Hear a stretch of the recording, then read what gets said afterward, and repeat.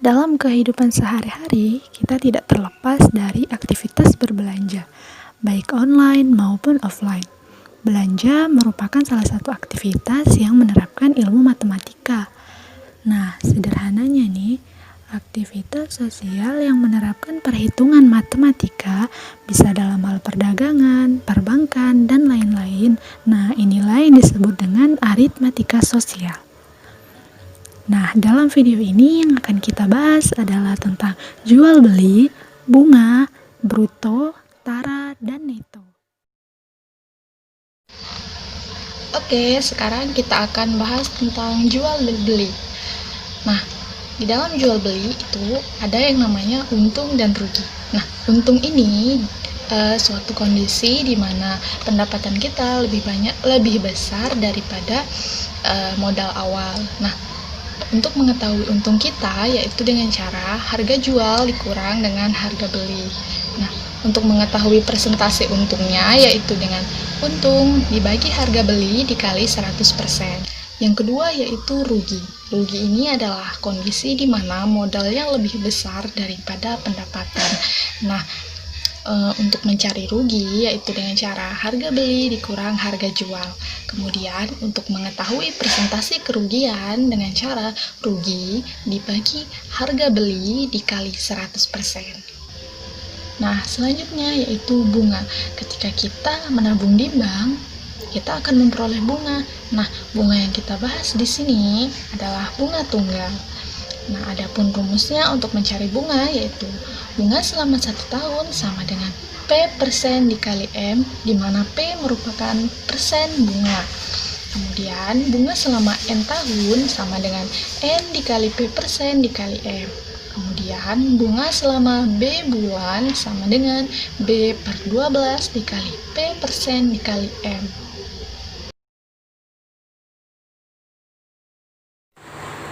Bruto, tara, dan neto. Yang pertama, kita akan bahas tentang bruto. Bruto adalah berat kotor, yaitu berat suatu barang beserta tempatnya. Rumus bruto yaitu neto plus tara. Yang kedua adalah tara. Tara adalah berat tempat dari suatu barang. Rumusnya yaitu bruto dikurang neto. Sedangkan yang ketiga yaitu neto. Neto adalah berat bersih, yaitu berat suatu barangnya saja. Rumusnya yaitu bruto dikurang neto. Contohnya yaitu ibu membeli 5 kaleng susu. Di setiap kaleng tertulis neto sama dengan 1 kilo. Setelah ditimbang ternyata berat kaleng dan isinya tersebut itu 6 kilo. Yang ditanyakan berapa bruto dan tara di setiap kalengnya. Pembahasannya dari soal kita ketahui bahwa neto 1 kaleng itu 1 kilo, sedangkan bruto 5 kaleng itu 6 kilo. Yang pertama kita akan bahas tentang bruto. Bruto 5 kaleng itu 6 kilo, jadi bruto 1 kaleng yaitu 6 kilo dikurang 6 kilo dibagi 5 sama dengan 1,2 kilo. Selanjutnya kita bahas tara. Tara 1 kaleng sama dengan bruto 1 kaleng dikurang neto 1 kaleng. Bruto 1 kaleng itu 1,2 kilo dikurang neto 1 kaleng itu 1 kilo, jadi hasilnya 0,2 kilo. Jadi bruto dan tara di setiap kalengnya yaitu brutonya 1,2 kilo dan taranya itu 0,2 kilo. Baik teman-teman sekalian, di sini saya akan memberikan salah satu contoh soal mengenai aritmatika sosial. Nah, di sini contoh soalnya adalah Andi membeli 10 pasang sepatu dengan harga Rp400.000. Kemudian 7 pasang sepatunya dijual dengan harga Rp50.000 per pasang. Dan 2 pasangnya dijual dengan harga Rp40.000 per pasang dan sisanya disumbangkan.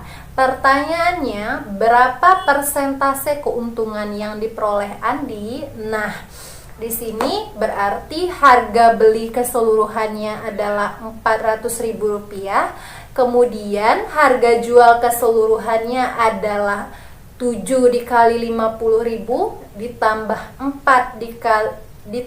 2 dikali 40.000 ditambah 0 karena satu sepatunya itu disumbangkan. Jadi dalam hal ini 0 nilai jualnya. Nah, jadi nilai jual keseluruhannya adalah Rp350.000 ditambah Rp80.000 ditambah 0. Itu hasilnya Rp430.000. Nah, sebelum mencari nilai persentase keuntungannya, kita harus tahu dulu berapa sih untung yang diperoleh Andi dalam penjualan ini. Nah, untung itu rumusnya harga jual dikurang harga beli. Nah, harga jualnya Rp430.000 dikurang harga belinya Rp400.000. Jadi dalam hal ini Andi memperoleh untung sebesar Rp30.000. Kemudian untuk mencari persentase keuntungan itu rumusnya untung dibagi harga beli keseluruhan dikali 100%. Nah, itu berarti 30.000 dibagi 400.000 dikali 100% sama dengan 7,5%. Jadi dalam hal penjualan sepatu ini Andi memperoleh persentase keuntungan sebesar 7,5%. Baiklah, untuk contoh soal berikutnya, Andi menabung sebesar 800.000 pada sebuah bank yang memberikan suku bunga bulan sebesar 16% per tahun.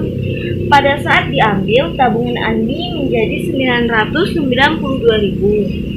Yang ditanyakan selama Ani menabung.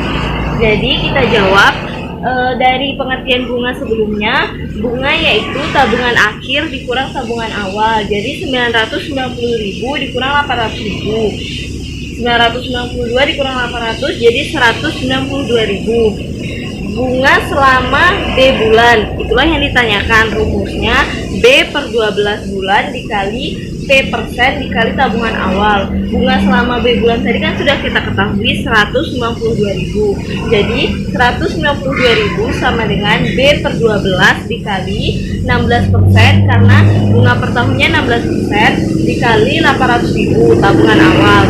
192.000 sama dengan B per 12 dikali 16 per 100, persen dijadikan per 100 dikali 800.000. Kita bisa coret 12 sama 16 menjadi 12 menjadi 3, 16 dibagi jadi 4 karena sama-sama dibagi 4. 800.000 kita coret dengan 100.000 menjadi 8.000. Jadi 192.000 sama dengan D per 3 dikali 4 dikali 8.000.